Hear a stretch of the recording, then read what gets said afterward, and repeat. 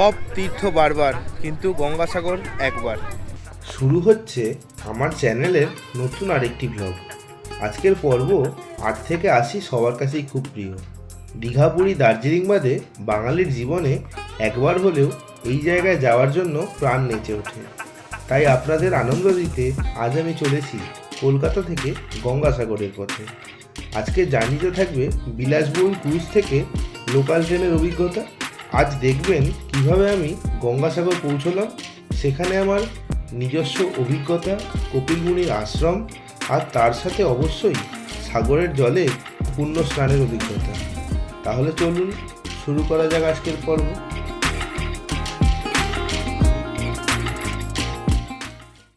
Good morning সকলকে এবং নমস্কার সকলকে।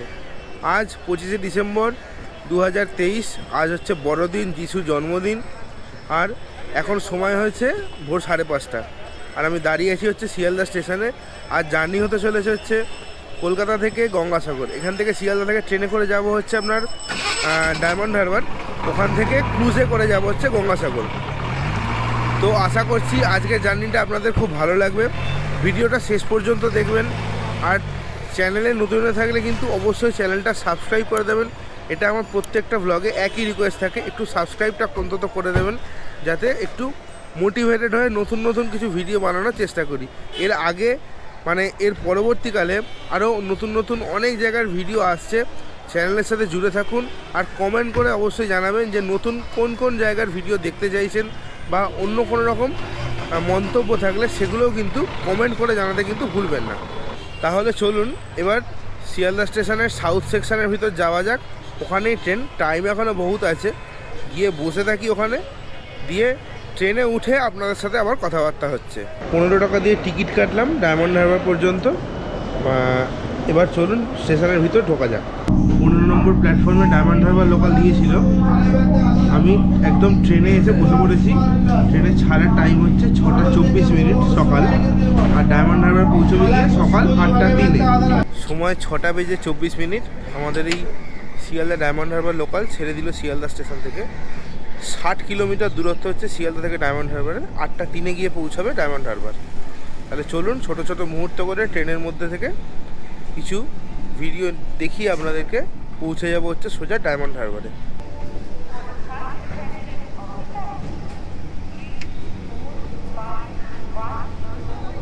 আজকে না ভালো কুয়াশা আছে, দেখুন একবার,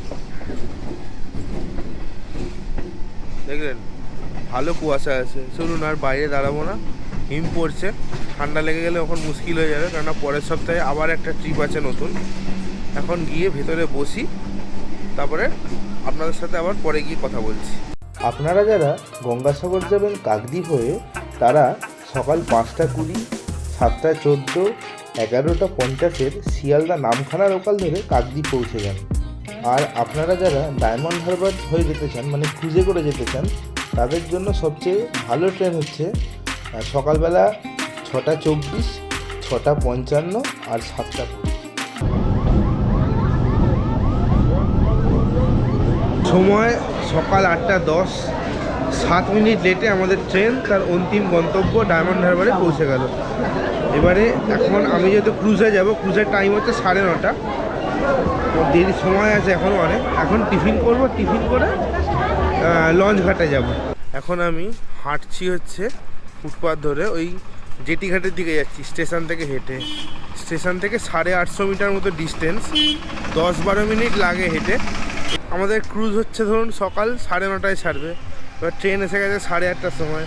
এবার হাতে অঢেল টাইম, ওই জন্য হেঁটে যাচ্ছি। আপনাদের যদি দেরি হয়ে যায় তো আপনারা কিন্তু টোটো করেও যেতে পারেন। টোটো ভাড়া হচ্ছে এখান থেকে ওই জেটিঘাট পর্যন্ত 10 টাকা করে। এখানে আপনাদের কিছু কথা বলে দিই। এই যে গঙ্গাসাগর, আমি ক্রুজে করে যাচ্ছি, আপনারা ট্রেনে বাসে সব কিছুতেই কিন্তু আসতে পারেন। ট্রেনে করে যদি আসেন কাকদ্বীপ নামতে হবে, শিয়ালদা থেকে যে লোকালগুলো নামখানা আসছে, ওই নামখানা লোকালে করে আপনাকে ফার্স্টে কাকদ্বীপ আসতে হবে। কাকদ্বীপ থেকে টোটো করে চলে আসতে হচ্ছে লট নাম্বার 8 জেটিঘাট। ওখান থেকে লঞ্চ পার হবেন, লঞ্চ পার করে কচুবেড়িয়া, ওখান থেকে টোটো করে গঙ্গাসাগর। আর বাসে করে যদি আপনি আসেন সেক্ষেত্রে আপনাকে ধর্মতলা থেকে বাস আছে, ওই বাসে করে কাকদ্বীপ চলে এলেন। দিয়ে সেম। আর লঞ্চে যদি যায়, লঞ্চটা আগে ছাড়তে হচ্ছে কলকাতার মিলেনিয়াম পার্ক থেকে, ওখান থেকে এখন ছাড়ে না, এখন ছাড়ে হচ্ছে ডায়মন্ড হারবার থেকে। তো ট্রেনে করে ডায়মন্ড হারবার থেকে এই জেটি করে, মানে এই জেটিতে এলাম, এই জেটি থেকে লঞ্চে করে একদম সোজা কুচুবেড়িয়া। আচ্ছা, আমি এখন এসে পৌঁছে গেছি ওই ক্রুজের সামনে, মানে যে জেটি ঘাট আছে ওখানে। আমি জেটি ঘাটে কীভাবে এলাম আপনাদের বলে দিচ্ছি। এই যে পেছনের রাস্তাটা দেখতে পাচ্ছেন, এই রাস্তাটা ডায়মন্ড হারবার স্টেশন থেকে আসছে। একদম স্ট্রেট চলে আসবেন, 10 মিনিট মতো লাগবে, একদম এসে পৌঁছে যাবেন এই ক্রুজের সামনে। ওই ওটা হচ্ছে আমাদের ক্রুজ। আজকে আমার টিকিট অনলাইনেই কাটা ছিল, তো এখানে গিয়ে চেক ইন করাতে হবে। ওই টিকিটটা দেখিয়ে, ফোনে পিডিএফ আছে, ওটা দেখিয়ে চেক ইন করি, জাহাজে উঠে সমস্ত কথা আপনাদের সাথে হচ্ছে। টিকিটের নাম্বারটা জিজ্ঞাসা করলো, মানে সিট নাম্বারটা, সরি টিকিটের নাম্বার না, আমি বলে দিলাম যে আমাদের সিট নাম্বারটা কত, দিয়ে ওখানে একটা টিক মেরে দিল, বললো চলে যান। এবার আমরা এই যে ক্রুজের দিকে যাচ্ছি।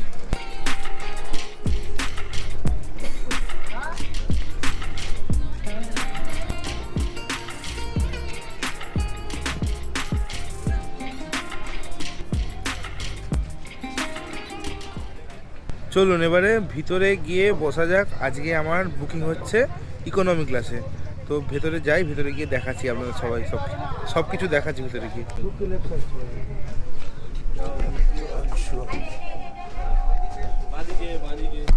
এইটা হচ্ছে ইকোনমি ডেক, এদিকে হচ্ছে 4টে সিট, এদিকে হচ্ছে 2টো সিট। এখানে আছে এরকম অ্যাকোয়াগার্ডের সিস্টেম, আপনারা এখান থেকে জল টল চাইলে খেতে পারেন। আর এখানে আছে চার্জিং পোর্ট আছে, এদিকে চার্জিং পোর্ট আছে, আর এদিকে গ্লাস আছে এই জল খাওয়ার জন্য। সেম জিনিস আছে 4টে 2টো করে, খালি এখানে একটা জিনিসই এক্সট্রা আছে, সেটা হচ্ছে এরকম একটা অবজারভেশন লাউঞ্জ আছে, যেটা এই ইকোনমিতে নেই, এই প্রিমিয়ামটাতে আছে। আচ্ছা, এগুলো হচ্ছে টয়লেট, এদিকে একটা টয়লেট আছে, এদিকে একটা টয়লেট আছে। যখন একটা ঢোকা যাক, এই যে এটা হচ্ছে ওয়েস্টার্ন টয়লেট আছে, আর এসব বেসিন, বালতি, মগ সবই আছে। এটা হচ্ছে জাহাজের উপরের অংশের একটা আপার ডেক, এখানে বসে আপনারা মানে ওপর দিয়ে ভিউটা এনজয় করতে পারেন। এই জায়গাটায় মানে যে কেবিন ক্রিউ যারা আছে তারা কিন্তু একবার করে নিয়ে আসে এই ওপর থেকে ভিউটা এনজয় করানোর জন্য। এখানে এরকম চেয়ারের ব্যবস্থা আছে, আর এখানে এরকম কাঠের পাটা করা আছে, এখানেও বসা যায়। আর এদিকে দেখুন দড়ি দেওয়া আছে, মানে এটা হচ্ছে বর্ডার লাইন, ওর বাইরে কিন্তু ওদিকে যাওয়া যাবে না। এটা হচ্ছে পুরো মানে ড্রাইভার কেবিন, এখান থেকে পুরো ক্রুজটা কিন্তু অপারেট হয়।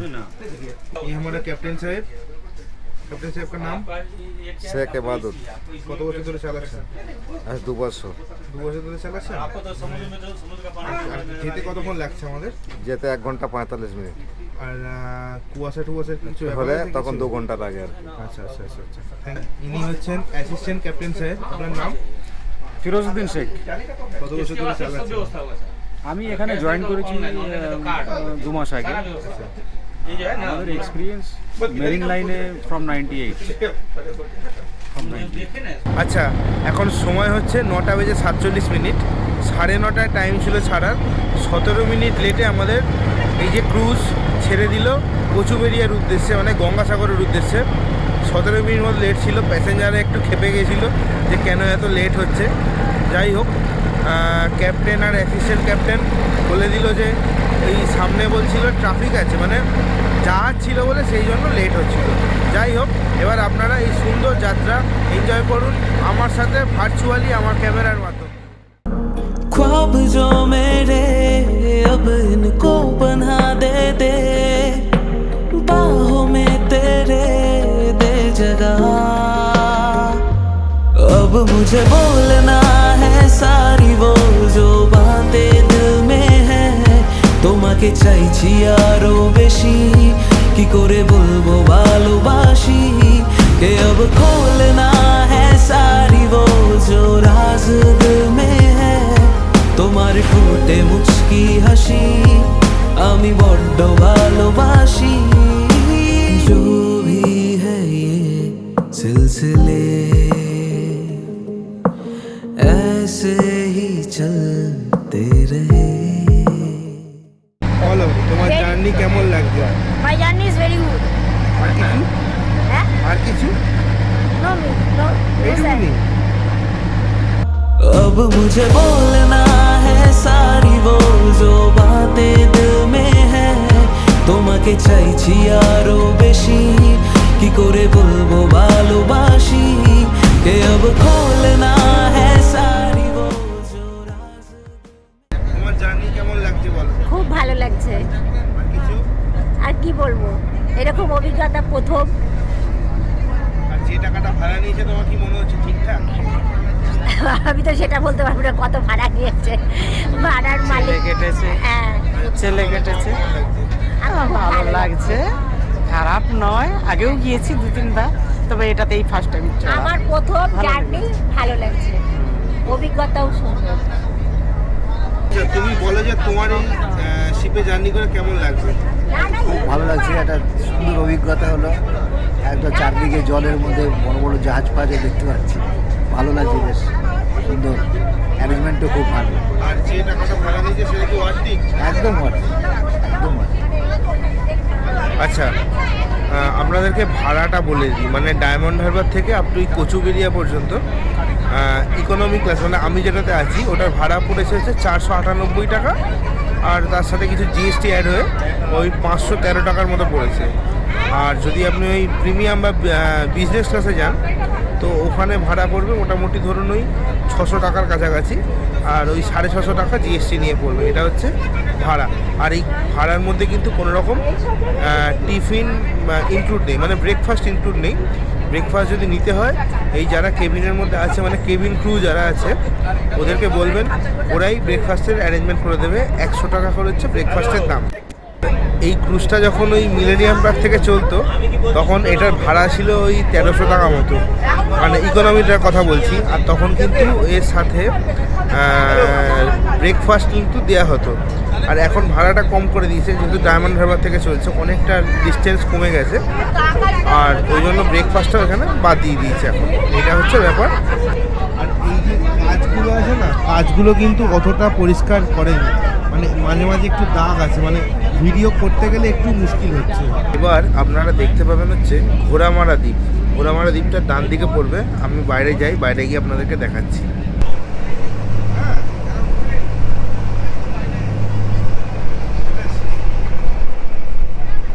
আপনারা দেখলেন ঘোড়ামারা দ্বীপ, দেখলেন দ্বীপটা, মানে এই সমুদ্রে এখানে জলের এত, মানে সমুদ্র না সরি মানে নদীর জলের এত সেখানে তেজ না, এই মানে সাইডগুলো পুরো মানে ভাঙন হয়ে গেছে পুরো। মানে এখনও যেরকম, মানে এই জাহাজটা যখন যাচ্ছে তখন আমি দেখতে পাচ্ছি যে এই যে ঢেউগুলো এসে এসে না পুরো ভাঙছে, মানে এই যে পাড়গুলো নদীর পুরো ভেঙে গেছে, মানে দ্বীপটা না আস্তে আস্তে ছোটো হয়ে যাচ্ছে।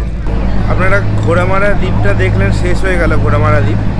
এবার এখান থেকে আর বেশি দূর নয়, মানে সাগর দ্বীপ যেটা মানে গঙ্গাসাগর, ওটা আর বেশি দূর নয় এখান থেকে। ওই এখন সময় হচ্ছে 11টা 20, আর হয়তো নেই করে ওই 20-25 মিনিট হয়তো লাগবে, আমরা সাগরদ্বীপ পৌঁছে যাব।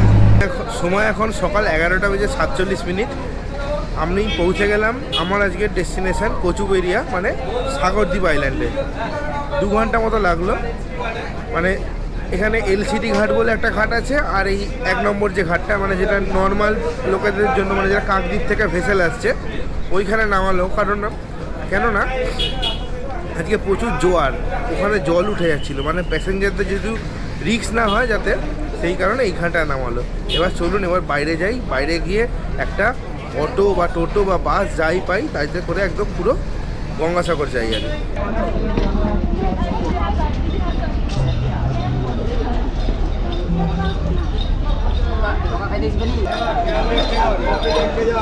আমি এখন এই লঞ্চ ঘাট থেকে বাইরে বেরিয়ে এলাম। এই যে এই গেটটা দেখতে পাচ্ছেন, এই গেটটা থেকে বাইরে বেরিয়ে এলাম। কচুবেরিয়া থেকে গঙ্গাসাগরের সড়কপথ দূরত্ব 30 কিলোমিটার। আর এই কচুবেরিয়া ঘাট থেকে গঙ্গাসাগর যাওয়ার জন্য আপনারা ম্যাজিক, টোটো সব কিছু রিজার্ভে পেয়ে যাবেন। এছাড়া ম্যাজিক, বাস আপনারা শেয়ারেও যেতে পারেন। আচ্ছা, এই যে গাড়িগুলো দেখতে পাচ্ছেন এগুলো সব কিন্তু রিজার্ভ গাড়ি কিন্তু, আর এমনি শেয়ারের যে যাওয়ার বাস বা অন্য কিছু সেগুলো হচ্ছে ওই সামনের দিকে। আমি এখন এই সামনের দিকে হেঁটে যাচ্ছি। আচ্ছা, আমি এখন একটা ম্যাজিক গাড়িতে উঠেছি, এটা একদম গঙ্গাসাগর নিয়ে যায়, মানে কচুবেরিয়া থেকে। আপনারা কি করবেন, একটু হেঁটে আসবেন, মানে কচুবেরিয়া যে মানে লঞ্চ ঘাটটা আছে হেঁটে আসবেন। হেঁটে আসার পর দেখবেন বাস স্ট্যান্ড আছে, ওর কাছাকাছি এরিয়াতে যেমন অনেক ম্যাজিক গাড়ি, অটো টোটো আছে, 50 টাকা করে পার হেডে, মানে শেয়ার গাড়িতে একদম গঙ্গাসাগর নিয়ে যাবে। আর আপনারা কচুরিয়া ঘাট থেকে যখন নামবেন দেখবেন প্রচুর রিজার্ভ টোটো, তারপরে গাড়ি এরা আছে। গাড়ি আমি কথা বললাম, বললো ড্রপ করবে 1500 টাকা লাগবে, আর টোটো আছে বললো ওই 1000 টাকা 1100 টাকা মতো লাগবে। আপনারা ওই চক্করে যাবেন না, একদম সুন্দরভাবে সামনের দিকে এগিয়ে আসবেন, ওখানে শেয়ার গাড়ি পাওয়া যাচ্ছে, কোনো অসুবিধা হবে না, সুন্দরভাবে চলে যেতে পারবেন।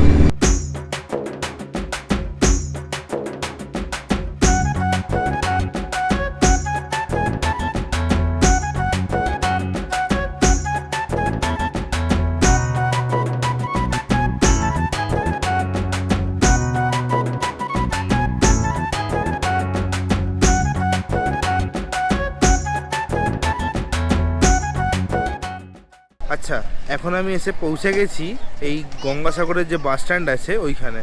এখান থেকে কিন্তু মন্দির 2 কিলোমিটার। যাই হোক, এই যে এইটা হচ্ছে বাস স্ট্যান্ড, এইটা হচ্ছে বাস স্ট্যান্ড। ঠিক বাস স্ট্যান্ডে থেকে এইখানে আমার গাড়িটা নামালো, দিয়ে আমি এদিক থেকে হেঁটে যাব হচ্ছে কোনো একটা রুম টুম কিছু একটা খুঁজবো। একটা টোটোয় উঠেছি এই বাস স্ট্যান্ড থেকে, ওখান থেকে এখন যাচ্ছি হচ্ছে ভারত সেবাশ্রম। ভারত সেবাশ্রম যেতে বললো, দুজন যেহেতু আছি 15 টাকা করে নেবে বলছি, আর 6জন 7জন থাকলে 10 টাকা করে। আগে দেখি ভারত সেবাশ্রম যাই, ওখানে কোনো রুম যদি পাই তো ভালো, আদারওয়াইজ আবার খোঁজাখুঁজি করতে হবে কোনো রুমের জন্য। চলুন, যা হবে সেগুলো সব কিছুই আপনাদের সাথে শেয়ার করব। কার্দম মুনি নামে এক পবিত্র ব্যক্তি বিষ্ণুর সাথে একটি চুক্তি করেছিলেন যে তিনি বৈবাহিক জীবনের কঠোরতা ভোগ করবেন, এই শর্তে যে বিষ্ণু তার পুত্র হিসাবে অবতারিত হবেন। যথাসময়ে কপিল মুনি বিষ্ণুর অবতার হিসেবে জন্মগ্রহণ করেছিলেন এবং এক মহান সাধক হয়েছিলেন। কপিল মুনির আশ্রমটি গঙ্গাসাগরে অবস্থিত। একদিন রাজার ঘোড়া বলি অদৃশ্য হয়ে গেল। এটি ইন্দ্র দ্বারা চুরি করা হয়েছিল। রাজা তার 60,000 পুত্রকে এটি সন্ধানের জন্য প্রেরণ করেছিলেন এবং তারা এটি কপিল মুনির আশ্রমের পাশে খুঁজে পেয়েছিলেন।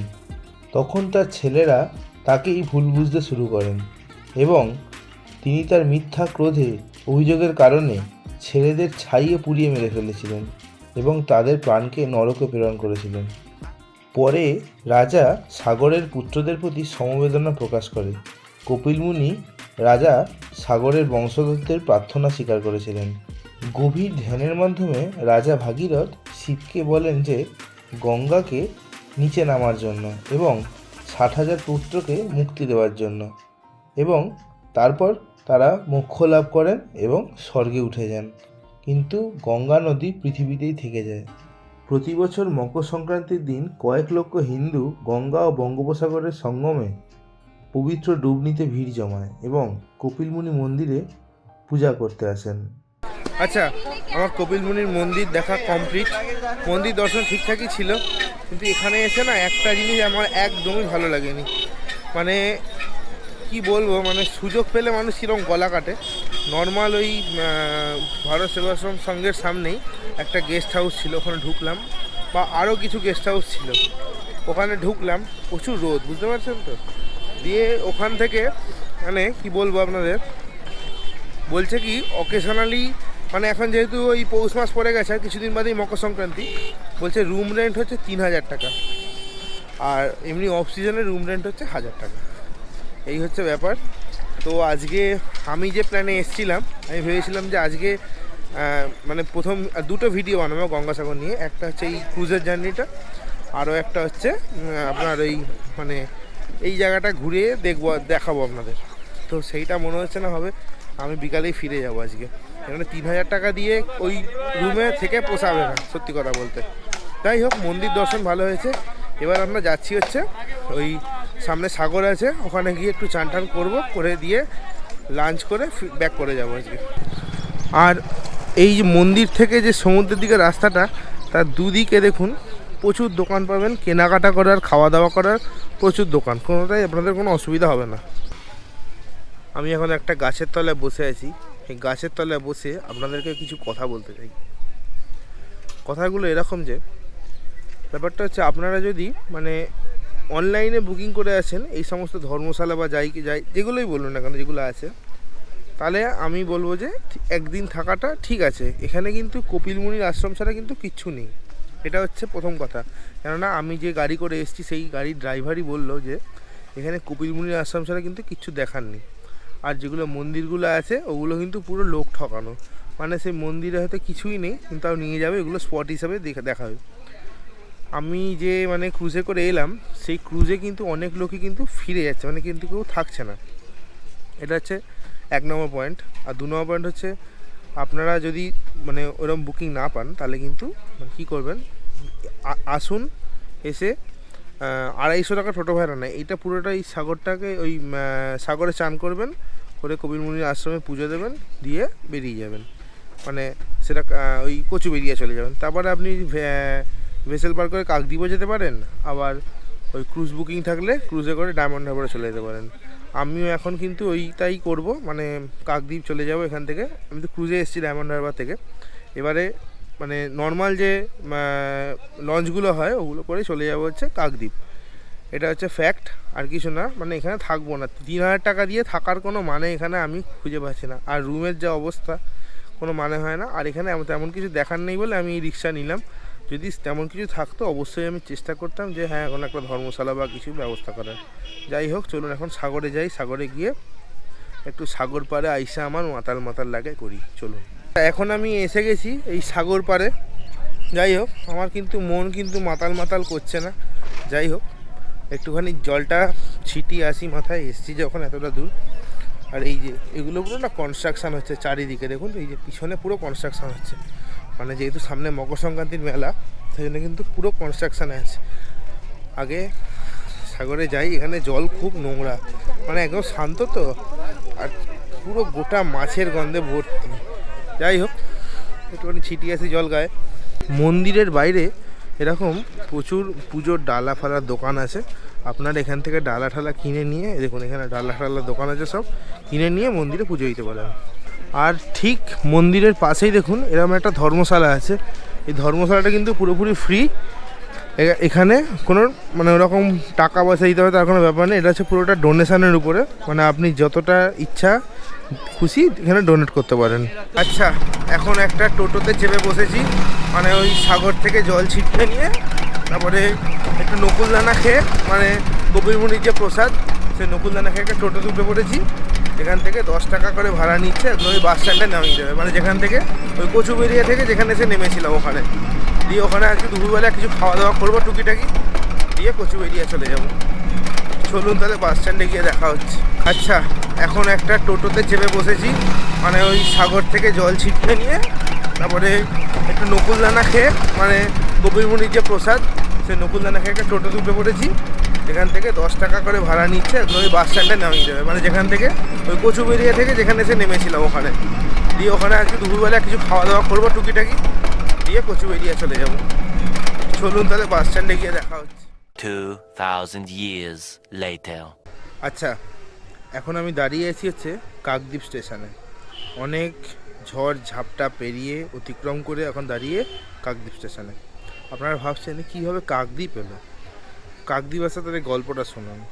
ওখান থেকে তো বেরিয়ে এলাম, বেরিয়ে একটা অটো করলাম, 50 টাকা ভাড়া নিল। সেই অটো করে চলে এলাম কচুবেড়িয়া। কচুবেড়িয়া থেকে এখন যেহেতু ভাটা চলছে, গভর্নমেন্টের যে লঞ্চগুলো যেগুলো 9 টাকা ভাড়া, এই লট নাম্বার 8-এ আসতে, মানে কাকদ্বীপের দিকে আসতে, ওটা চলছিল না। তো যাই হোক, তার জন্য ভেসেল ছিল, ওই নৌকো যেটাকে বাংলায় বলে নৌকো, ওটা 40 টাকা ভাড়া। ওটা করে এলাম হচ্ছে লট নাম্বার 8। ওখান থেকে একটা টোটো করে চলে এলাম হচ্ছে কাকদ্বীপ স্টেশন, 20 টাকা। মানে যা তা লেভেলের ছিল নৌকো ওঠার এক্সপিরিয়েন্সটা, মানে লিটারেলি বিরাট খারাপ এক্সপিরিয়েন্স, যা তা লেভেলের। আপনারা যদি না পান কিছু, ওই নৌকো করে চলে আসতে পারেন। আর প্রথমে না, এই কিছু সময় আগেই বলেছি যে বুকিং যদি না করা থাকে কোনো হোটেলে গঙ্গাসাগরে, তাহলে কিন্তু অবশ্যই ফিরে যাবেন, থাকার কিন্তু চান্সও নেবেন না।